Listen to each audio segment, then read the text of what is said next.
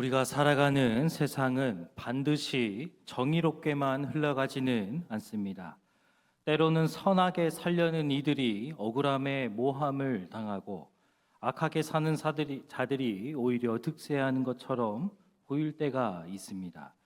성경의 인물들도 이런 현실 앞에서 깊은 탄식을 했습니다. 그중 오늘 본문 시편 109편은 억울한 상황에 처한 다윗의 탄원과 기도가 담겨 있습니다. 다윗은 아무런 근거도 없는 모함을 받았습니다. 그는 원수를 향해 악을 행하지 않았습니다. 오히려 그들에게 선으로 대했지만 되돌아온 것은 배은망덕과 배신이었습니다. 그는 그 아픔을 주님께 오늘 본문에서 아뢰며 억울함을 스스로 해결하지 아니하고 하나님의 손에 맡겼습니다. 여기서 우리는 신앙인의 길이 무엇인지를 발견하게 됩니다. 하나님 앞에서의 정직함과 하나님의 공의를 신뢰하는 믿음이 바로 그 길입니다. 본문 1절 말씀을 다시 함께 읽어보겠습니다. 내가 찬양하는 하나님이여 잠잠하지 마옵소서. 성경은 우리에게 분명히 말씀합니다. 사람은 무엇을 심든지 그대로 거두게 된다고 바울은 갈라디아서 6장 7절에서도 말하고 있습니다. 스스로 속이지 말라. 하나님은 업신여김을 받지 아니하시나니 사람이 무엇으로 심든지 그대로 거두리라. 아멘. 악을 심는 자는 악한 열매를 거두고 의를 심는 자는 반드시 하나님의 선한 갚으심을 받습니다. 그러는 그 과정에서 우리는 오랜 기다림과 억울함을 겪습니다. 그 기다림 속에서 마음은 흔들리고 하나님을 향한 믿음은 약해질 수도 있습니다. 하지만 오늘 다윗은 흔들리지 않고 하나님께서 반드시 보응하실 것을 바라보았습니다. 오늘 주시는 이 말씀은 단지 내가 싫어하는 사람, 내가 원수로 생각하는 사람을 저주하는 노래가 절대로 아닙니다. 오히려 하나님의 공의로움, 정의로움을 확신하는 다윗의 믿음의 고백입니다. 그러므로 오늘 우리는 이 말씀을 통해서 여호와께 받는 보응이 무엇인지 깨닫고 그 보응 안에서 위로와 도전을 얻으며 우리 삶 속에서 더욱 나를 의지하는 것이 아니라 하나님만 의지하기를 주님의 이름으로 소망합니다. 아멘. 주안점 1. 먼저 억울함을 하나님께 말하라입니다. 본문 2절에서 4절까지 말씀입니다.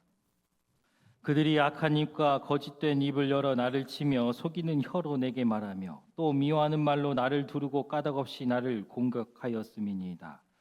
나는 사랑하나 그들은 도리어 나를 대적하니 나는 기도할 뿐이라.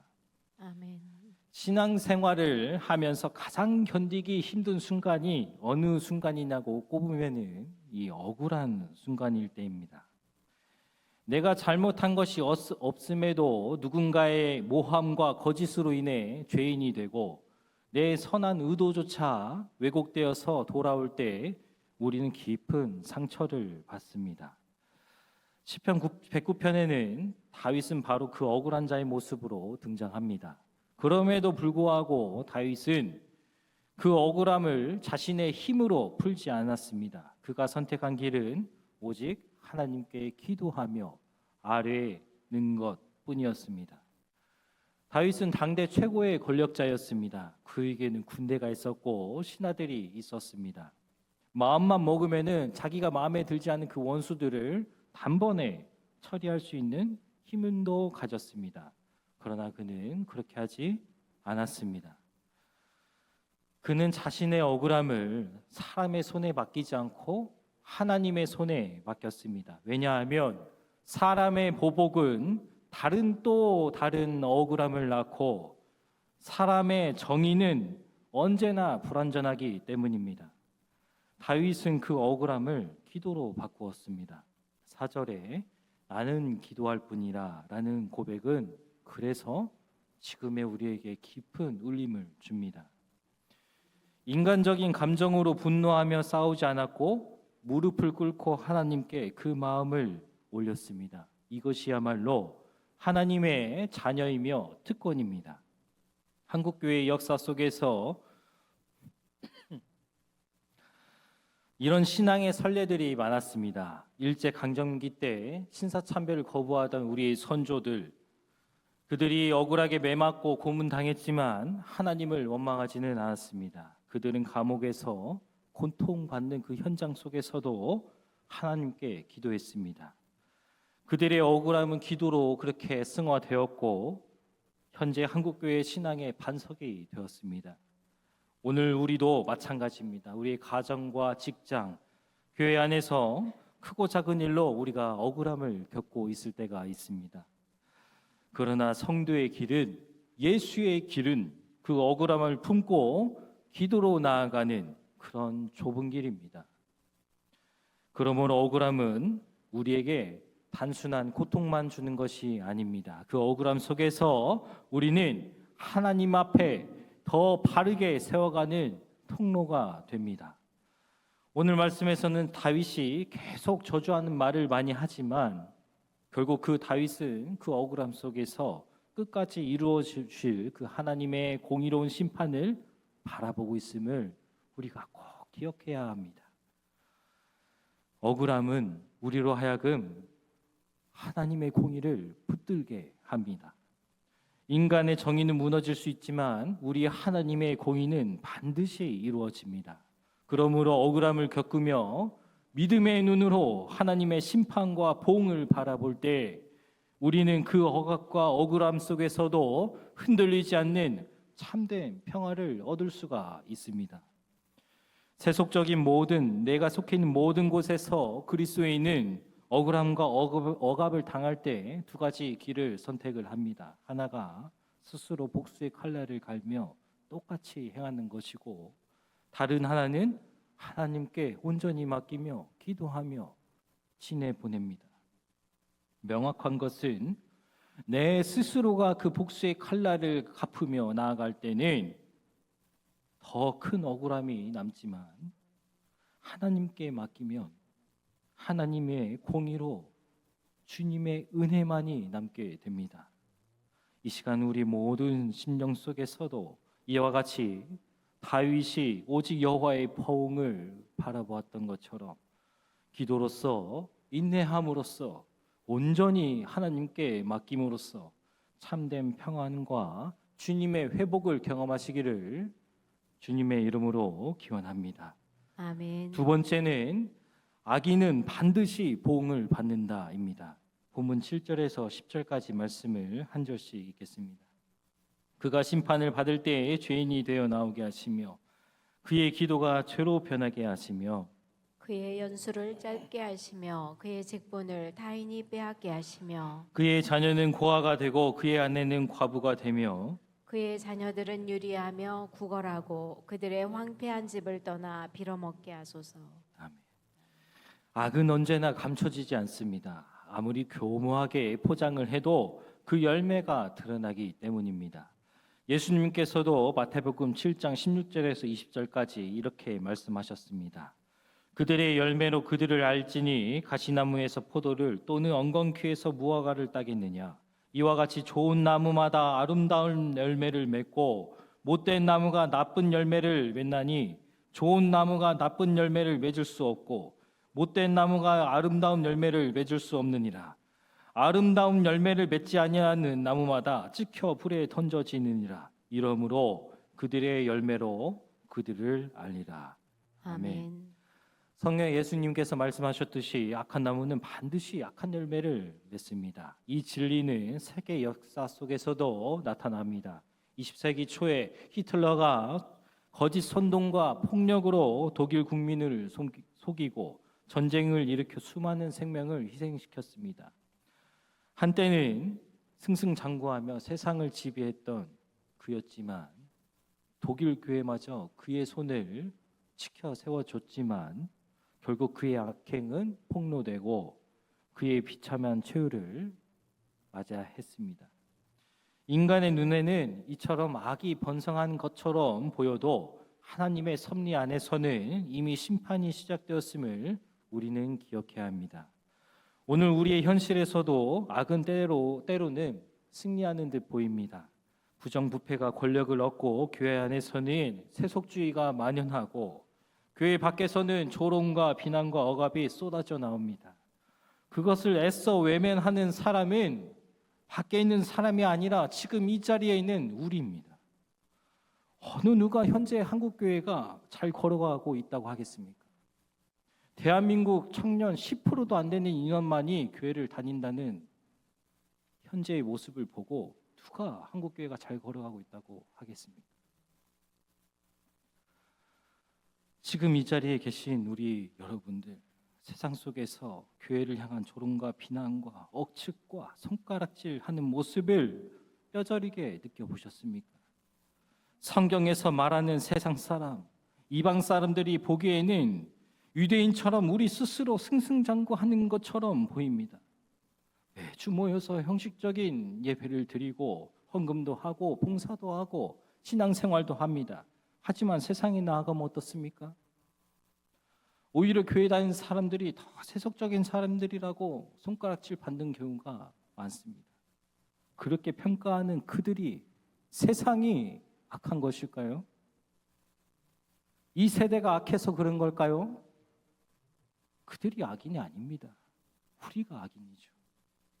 하나님을 알면서도 세속과 내가 만든 신앙에 빠져서 정작 사랑이 필요한 사람들에게 세상은 외면하고 우리들만의 리그를 펼쳐나가는 그 모습이 악인이 아니라면 뭐하겠습니까? 하나님의 보응은 부분적이거나 가벼운 것이 아닙니다. 사람의 보복은 감정에 치우쳐서 그렇게 불완전하지만 하나님의 보응은 아주 철저하고 완전합니다. 하나님은 결코 악을 간과하지 않으시기 때문에 그분이 두려운 이유입니다. 그렇기 때문에 우리가 제일 먼저 해야 할 것은 누가 보지도 않아도 하나님을 경외하는 신앙입니다. 사랑의 하나님이 먼저가 아니라 정의롭고 공의롭고 전지전능하신 하나님이 먼저입니다. 우리는 아주 착각을 합니다. 우리가 매주 읽는 매번 예배 드릴 때마다 읽는 사도신경에는 뭐라고 나옵니까? 전능하사 천지를 만드신 하나님이라고 우리는 매주 매 예배를 드릴 때마다 고백합니다. 하지만 우리 실생활에서는 이것을 매우 간과합니다. 교회 역사 속에서도 이러한 사례들이 많이 나타납니다. 우리 장로교회의 아버지인 율리 츄빙글리가 중세 가톨릭으로부터 중앙 집권적인 그 권력으로부터 분립해서 개혁해서 만든 교회가 지금 우리의 장로교회입니다. 또 스위스에서 인문학과 신학을 곁들여서 이성적이고 합리적인 신학을 만든 위인이 츄빙글리입니다. 그런데 말입니다. 그 제자 펠릭스 만츠와 다른 친구들이 반기를 듭니다. 이 츄빙글리에 있어요. 그 이유는 유아들 아동기 때 세례를 받는 것이 이 펠릭스 만츠와 친구들은 맞다고 생각했습니다. 하지만 이 츄빙글리는 자기가 생각할 줄 알아야 인격이 형성이 되어야 세례를 받는 것이 맞다고 생각했습니다. 이유는 그럴듯했지만 그 둘이 대립을 했습니다. 그래서 어떻게 됐냐면요. 장로교인들이 이 츄빙글리 사람들이 펠릭스 만츠가 만든 아나베프티스트 사람들을 매우 많이 죽였습니다. 이때다 싶어서 중세 가톨릭 교회 사람들도 아나베프티스트인들을 많이 죽였습니다. 여인들은 수장되고 나무에 꽂혀서 죽고 그냥 유아기 때 이 어린애한테 세례를 준다는 그 이유만으로 그렇게 그들이 죽었습니다. 그렇다면 지금 하나님께서 보응을 어떻게 하시냐면 그 침례교회 선조들이 아나베프티스트들은 핍박을 받으면서 산속에 숨어 들어가고 강가에 숨어 들어가서 하나님의 신앙을 유지했습니다. 지금의 침례교는 어떻습니까? 장로교인들만큼 세례가 그 침례교 사람들이 많아졌습니다. 미국에서는 오히려 침례교인들이 더 많습니다. 세계적으로는 장로교인들과 비슷하지만 이 교회사가 말해주는 의미가 대단히 큽니다. 하나님의 보응은 개인의 작은 인생에서도 역사하시지만 공동체와 나라 그리고 교회 가운데 크게 보응함으로써 역사하심을 우리는 꼭 기억해야 합니다. 오늘 우리 삶 속에서 이렇게 억울하고 억압적인 상황을 많이 만날 때 하나님의 보응을 믿는 것은 단순히 앞에서 말씀드렸지만 저 사람이 망하길 바란다 그런 수준이 아닙니다. 그것은 반드시 하나님께서 그의 의를 세우시고 악을 심판하신다는 우리의 정결하고 신실한 신앙의 고백입니다. 한국 사회에서도 교회에서도 정직하게 살기보다는 편법과 불의에 기다리는 우리의 유혹이 많습니다. 그러나 우리 그리스도인들은 달라야 합니다. 구별되어야 합니다. 설령 손해를 보더라도 억울한 일을 당하더라도 우리는 악을 선택하지는 말아야 합니다. 그것이 바로 거룩한 신앙입니다. 경건이 거룩한 것이 아니라 구별되게 사는 삶이 신앙이야말로 거룩입니다. 내가 거룩하니 너희가 거룩하라는 그 하나님의 말씀의 요지입니다. 오늘 말씀은 분명히 선포합니다. 악인은 반드시 보응을 받습니다. 반드시 잠시 번성하는 것 같아도 그것은 풀의 꽃과 같이 사라집니다. 그러므로 세상 속에서, 교회 속에서, 가정 속에서 모든 죄악과 세속으로부터 억울한 일을, 억압적인 일을 겪는 분들에게 오늘 주님은 말씀하십니다. 흔들리지 말고 주님만 붙들어라. 우리 주님은 반드시 보응하신다. 오늘 이 말씀을 마음에 새기며 하나님의 공의로운 보응을 신뢰하며 우리의 신앙과 인생을 굳건히 세워가시기를 주님의 이름으로 기원합니다. 아멘. 마지막 세 번째는 여호와의 보응은 공의롭다입니다. 본문 20절 말씀 같이 함께 읽겠습니다. 이는 나의 대적들이 곧 내 영혼을 대적하여 악담하는 자들이 여호와께 받는 보응이니이다. 아멘. 사람은 누구나 억울할 때 그 즉시 보응을 원합니다. 누군가 나를 모함하는 그런 것들을 들으면은 당장 그 사람에게 가서 같은 고통을 주는 것을 원합니다. 그러나 예수님은 분명히 말씀하셨습니다. 원수를 내 몸과 같이 사랑하라. 우리 이 말씀 많이 들었죠. 우리는 성경에 적혀있는 이 글귀대로 그대로 해석하려고 합니다. 하지만 하나님의 말씀은, 메시지는 항상 그 텍스트 너머에 있다는 것을 우리가 기억해야 합니다. 우리는 신이 아닙니다. 예수님이 아니에요. 그런데 어떻게 원수를 사랑할 수가 있겠습니까? 한국 교회사를 보면은 일제강점기 시절에 많은 목사님들이 순교를 했습니다. 내 아들을 죽인 살인자를 용서하는 목사님, 내 가족을 죽인 철천지 원수를 용서하시는 목사님. 우리는 그 마음과 감정으로 이 목사님들이 그 원수들을 용서했다고 생각합니다. 하지만 이 목사님들은 마음으로, 인간적인 생각으로 그들을 용서한 것이라기보다 그 목사님들은 진실로 원수를 내 몸과 같이 사랑하라는 예수님의 말씀을 알고 계셨기 때문입니다. 예수님이 살던 당시에는 로마가 지배하던 시대였습니다. 피지배층과 지배층의 권력차는 진짜 하늘과 땅 차이였습니다. 당장의 고넬료 백부장만 봐도 성경에서 아주 권력자로 표현이 되죠. 고대 문헌이 요세푸스에서도 그렇게 많은 자료들이 기록되어 있습니다. 그 말이 뜻하는 것이 무엇이냐면은 사회적으로 치안이 너무 좋지가 않았습니다. 길을 가다가 누군가가 납치가 되면은 그것을 풀어 헤칠 방도가 없었어요. 한마디로 길 가다 비명 행사를 해도 쉬쉬하면 다 넘어간다는 말입니다. 힘 있는 자리들이나 법정에 가서 시시비비를 가리지 그렇지 못한 평민들, 서민들은 그냥 속으로 죽이고 죽이는 약육강식의 시대가 바로 예수님의 시대였습니다. 예를 들면은 내 아들이 친구 아들을 실수로 죽였습니다. 그 친구가 도저히 참지 못합니다. 같은 유대인이어도 이에는 이, 눈에는 눈, 율법을 가지고 똑같이 그 아들을 죽입니다. 예수님이 말한 사랑은 바로 이 원수의 고리를 끊어버리라는 말입니다. 내가 당한 거 그대로 그들에게 갚아주지 말고 하늘에 계신 전지전능하신 하나님께 기도하고 승화시키라는 말입니다. 왜냐하면 그 마음이 다른 마음이 아니라 하나님이 나를 보는 마음이기 때문입니다. 하나님이 우리를 사랑한 것처럼 이웃을 사랑하라고 성경에는 분명히 나와 있습니다. 원수를 사랑하는 말은 바로 이 뜻입니다. 그래서 예수가 말한 사랑이 여호와의 보응이 되는, 오늘 말씀에서 나오는 여호와의 보응이 되는 이유입니다. 하지만 우리는 어떻습니까? 조금만 자신에게 피해가 오면은 파당을 짓고 주변 친한 친구 사람들에게 자신의 의를 드러내려 합니다. 똑같이 받은 그대로 돌려주려 합니다. 아이러니한 것이 세상보다 교회가 더 그럽니다. 네가 정말 그랬어? 그래, 내가 기억하면 똑같이 당하게 해줄게. 우리는 하나님께 용서받은 사람들이 아닙니까? 예수님이 대가 없이 죽으셨습니까? 아닙니다. 하나님은 대가 없이 용서해 주지 않았습니다, 우리를. 오늘 말씀처럼 다윗은 인간의 힘으로 자신의 권력으로 상대방에게 똑같이 입에는 입, 눈에는 눈으로 갚아주지 않았습니다. 그에게 있어서 하나님의 사랑을 실천하는 방법은 오직 전지전능하신 하나님께 다 털어놓는 것뿐입니다.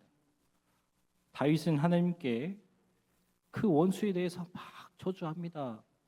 비난도 합니다. 욕도 합니다. 다 합니다. 하지만 하나님께 온전히 맡깁니다. 내가 하는 보응은, 인간이 하는 복수는 온전하지 않기 때문입니다. 바벨론은 하나님의 백성을 사로잡았고 포로로 만들었습니다. 아수르인들은 이스라엘 백성들을 쇠꼬챙이로 찔러 죽이면서 질질 끌고 다녔습니다. 하지만 요나나 예레미야 예언대로 하나님의 말씀을 그들에게도 전했습니다. 마음은 복수하기를 원했는데 그러지 않았어요. 하나님은 어떻게 그들에게 역사하셨습니까? 지금 흔적조차도 찾아볼 수 없게 만드셨습니다. 세속적 권세나 힘이 아무리 강해도 하나님의 보응은 반드시 임한 사실을 보여준 사건이 다른 문건에 있는 게 아니라 이 바로 성경 속에 있습니다. 오늘 말씀인 이 시편 109편은 우리가 흔히 듣는 말씀과 설교가 아닙니다. 매우 마음이 어렵고 무거운 주제입니다. 하지만 이제 우리가 달고 먹기 좋은 것만 먹을 때는 아닙니다. 신앙의 어리숙함 그대로, 어린 신앙 그대로 있을 수는 없기 때문입니다. 하나님은 그 무엇보다 공의롭고 정의롭고 신실하신 분임을 우리가 알아야 하기 때문입니다. 여호와의 보응을 받는 것에 있어서 제일 중요한 것은 사람의 마음이 아닙니다. 그것은 바로 하나님의 시간표입니다. 우리는 왜 지금 하나님께서 갚아주지 아니하시는가? 왜 억울함을 풀어주지 아니하시는가라고 하나님께 원망하며 물을 수는 있지만 하나님의 보응은 가장 정확한 시기에, 정확한 순간에 나타납니다. 하나님의 때가 되면 반드시 주님의 공의가 드러나고 의인의 억울함은 풀리게 됩니다. 그러므로 우리는 여호와의 보응을 기다리고 소망하는 사람이 되기보다 하나님을 신뢰하는 사람이 되어야 합니다. 왜냐하면 보응은 하나님의 손에 달려있기 때문입니다. 우리가 할 일은 우리가 억울함을 당할 때 분노에 사로잡히는 것이 아니라 기도하며 하나님의 시간표에 내 인생을 맡기는 겁니다. 시편 109편 30절 31절에 다윗은 이렇게 고백합니다. 같이 함께 읽겠습니다. 내가 입으로 여호와께 크게 감사하며 많은 사람 중에 찬송하리니 그가 궁핍한 자의 오른쪽에 서사 그의 영혼을 심판하려 하는 자들에게서 구원하실 것이미로다. 아멘. 다윗은 고난과 억울함 속에서도 하나님께 찬송하기로 결심합니다. 왜냐하면 하나님은 언제나 궁핍하고 가난한 자의 곁에 서시기 때문입니다. 억울한 자를 변화하시고 정죄당한 자를 건져내시는 공의의 하나님이기 때문입니다. 세상의 거짓 소리가 높아져도 권력은 억울한 자를 짓눌러도 하나님은 결코 침묵하지 않으시고 오히려 가장 낮은 자, 가장 연약한 자의 오른편에 서서 그들을 보호하십니다. 그러므로 우리도 다윗과 같이 하나님을 의지하며 끝내 감사와 찬송을 올려드리는 그런 거룩한 주님의 백성이 될 줄로 믿습니다. 아멘. 억울함과 비난 속에서도 하나님은 항상 나의 오른편에 계십니다. 그 오른편에 서사 나를 붙드시고 세상의 모든 거짓과 정죄로부터 나를 구원해 내십니다. 이것은 다윗의 고백입니다. 이 말씀이야말로 여호와께 받는 참된 보응의 의미입니다. 그러므로 오늘 말씀처럼 우리의 마지막의 말은 원수의 말이 아니라 하나님의 찬송으로 끝나기를 주님의 이름으로 소망합니다. 아멘. 하나님은 궁핍한 자의 하나님, 억울한 자의 구원이심을 기억하며 주님의 보응을 은혜로 담아가시는 복된 하늘 백성 되시기를 주님의 이름으로 축원합니다.